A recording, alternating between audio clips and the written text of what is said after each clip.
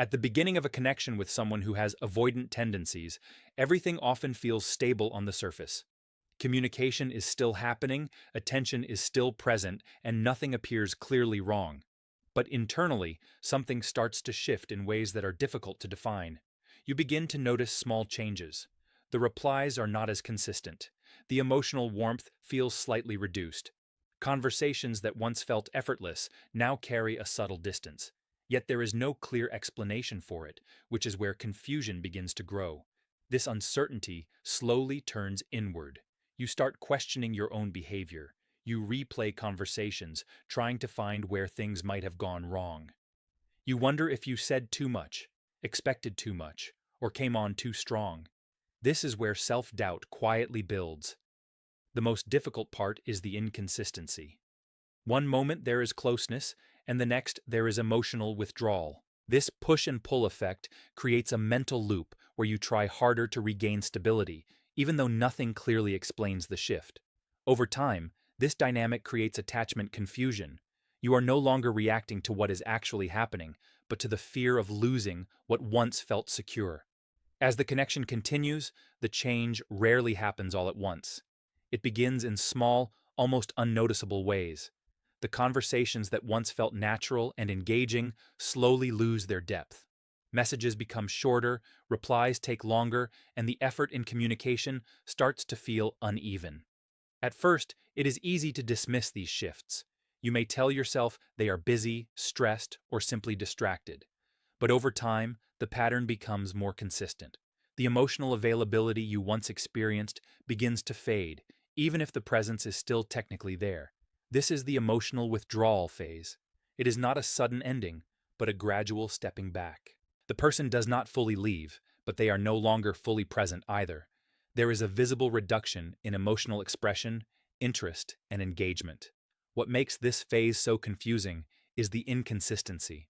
There are moments when things feel normal again, followed by periods of distance. This creates emotional uncertainty where you are constantly trying to adjust to their changing level of availability. During this stage, the energy of the connection also shifts. What once felt warm and mutual begins to feel one-sided.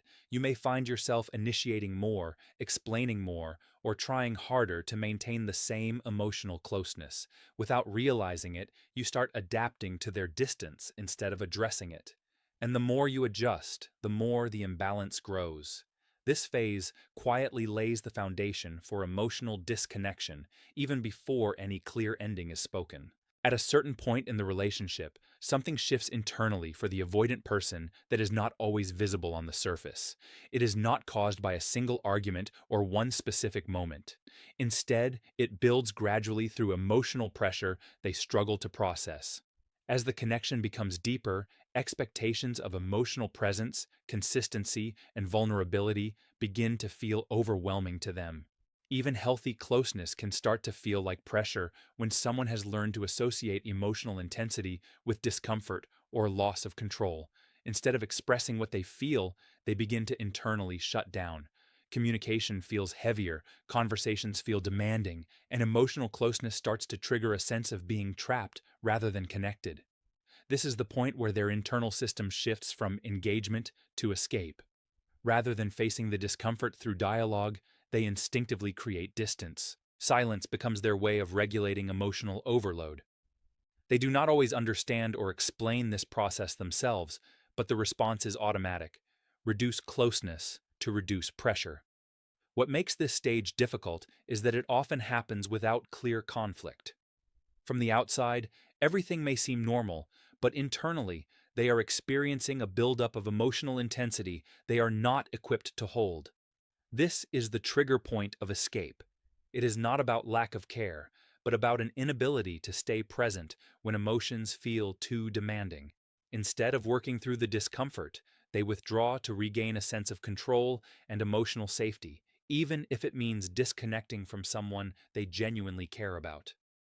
At this stage, something subtle but significant changes in the way they perceive the relationship. They are still physically present, still responding at times, but emotionally, they are no longer fully engaged in the same way. Instead of experiencing the relationship as something shared, they begin to process it more internally and individually. The emotional connection that once felt natural starts to feel distant, as if they are observing it rather than participating in it. This is where psychological separation begins. They slowly detach their emotions from the situation to reduce inner discomfort. Conversations that once carried meaning now feel routine or even burdensome.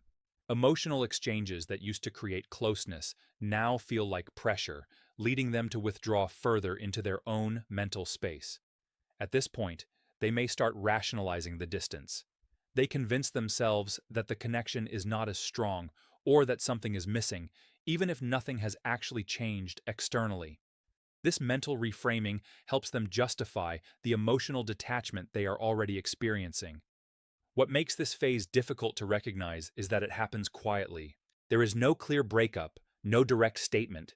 Instead, there is a gradual emotional fading that turns into psychological separation. They are no longer responding to the relationship emotionally, but analytically. They begin to evaluate it rather than feel it. And once this shift completes, the connection is no longer experienced as something alive, but as something already ending in their mind long before any real closure happens. At this stage, the connection does not end through a clear decision at first. It ends in the mind before it ends in real life. The person begins to reshape how they remember the relationship, not always intentionally, but as a psychological way to reduce internal discomfort. As emotional distance grows, the mind starts filling in gaps with interpretations that feel easier to handle. Moments that once felt meaningful are now viewed differently. Positive experiences are minimized, while small conflicts or emotional pressure become more significant in memory than they actually were in reality. This shift creates a new internal version of the story. In this version, the relationship feels more overwhelming, more demanding, or less compatible than it may have actually been. This mental adjustment helps reduce feelings of guilt or emotional responsibility. By changing the narrative, they make the distance feel justified. It becomes easier to step away when the mind has already redefined what the connection meant. Instead of feeling like they are abandoning something valuable, they begin to believe they are protecting themselves from something that was difficult or unsustainable. This stage is not always conscious manipulation. It is often an automatic defense mechanism that helps them manage emotional discomfort. However, the outcome is the same. The shared reality is replaced with a revised internal version that supports separation. Once this rewriting becomes stable, reversing it is very difficult, because coming back would require questioning the story they have already accepted, and that level of emotional reflection is something they tend to avoid.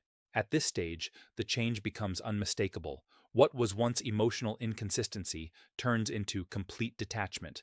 The connection no longer feels active from their side, even at a basic level of engagement.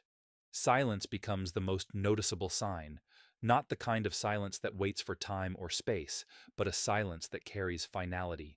Messages are no longer initiated, responses become rare or non-existent, and attempts to reconnect are met with no emotional effort.